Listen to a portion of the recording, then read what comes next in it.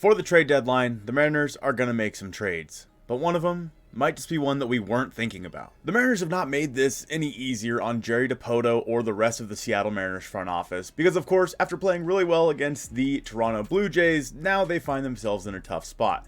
The Mariners somehow always find a way to keep themselves just in contention, just enough. And then at the trade deadline, it makes it that much harder to sell off rental bats like Tom Murphy or Teoscar Hernandez, etc. Later this week, Joe and I are going to have a full trade deadline video out for you, going over everything that we want to see the Mariners do at the MLB trade deadline in 2023. But there's an interesting bat the Mariners have been linked to in the past couple of days that we really need to talk about. With injuries to Jarred Kelenic and now AJ Pollock, the left field spot for the Mariners is decimated. Julio Rodriguez is still in center, of course, and Teoscar Hernandez is locked down right field. But left field is a rotating door between Cade Marlowe, Taylor Trammell, Dylan Moore, etc. But it doesn't mean it's going to stay that way, as the Mariners have been linked to veteran outfielder Mark Canha of the New York Mets. We all know Mark Canha. We all know the gator that he always wore over his face, even when it was like 70 degrees outside. Mark Canha is someone that we're very familiar with after all of his time with the Oakland Athletics. And he's a guy that could honestly fit the mold for the Seattle Mariners. Just the other day, Buster Olney tweeted this: "Other teams have asked the Mets about the availability of Mark Canha, and a possible match might be with the Seattle Mariners. Seattle is very familiar with Canha from his years in the AL West, and they pursued him in free agency 2 winters ago."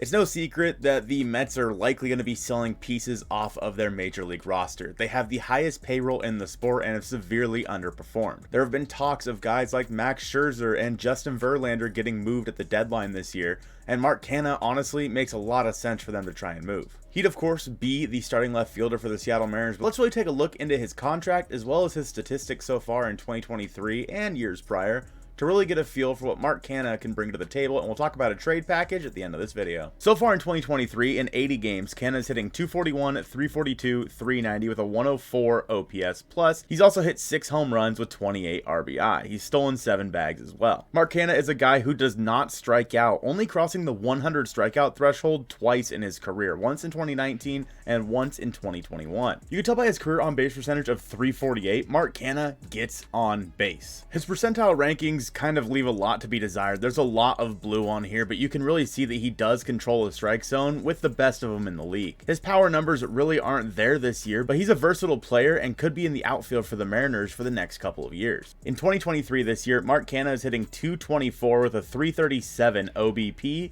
and a 400 slugging versus left-handed pitching, compared to a 252, 341, 377 slash against righties. His reverse splits could see a platoon between him and Dylan Moore in left field if the Mariners really needed to. Obviously Canha versus righties and maybe Dylan Moore versus lefties, although I still think Canha is a more than serviceable player against both. And then comes Mark Canha's contract. He had a $10.5 million salary this year. I would assume that's probably down to like 2 or 3 million at this point. And in 2024 he has a club option, so if he doesn't perform for the Mariners, or if for example he's not a good clubhouse fit, the Mariners could buy him out for $2 million and not have him in 2024, or they could pick up that $11.5 million club option and basically replace AJ Pollock on this roster with Mark Canha in 2024. Again, Mark Canha is a guy that you could bat probably, I don't know, 5 or 6 in your lineup, and he'd be a pretty dang good bat to lengthen that lineup as well. Penciling him in left field is something the Mariners could do on a pretty regular basis, and again, while he is right-handed, which of course the Mariners lineup is very right-handed heavy at the moment, it's still a guy who hits righties particularly well compared to lefties. The Mariners are going to need to find an outfielder for the rest of the season, especially if they don't plan on getting Jarred Kelenic or AJ Pollock back at any point this year. Kelenic is likely out until September, and Pollock hasn't really produced much as it is. Who knows when he could be back? Of course, Cade Marlowe has not been given a real shot in left field, and Taylor Trammell also we've seen a little bit this year. So there's a chance they want to go with one of those guys instead to see what they have with them. I think Cade Marlowe, it just makes sense if the Mariners do think that they're out of it, to just go with one of Cade Marlowe or Taylor Trammell to really figure out what the heck they've got with one of those two. But if the Mariners do still think that they are somehow in this race at some point in the next week or so, it would make sense for them to trade for a controllable bat, someone that they know quite well and they know can handle major league pitching. At the time of recording this video, the Mets are in 4th place in the National League East. They are 17.5 games behind Atlanta. Obviously, they are not winning that division, and they're 6 games below 500. They're also 7 games back of a wild card. The Mets basically need to wave the white flag at this point.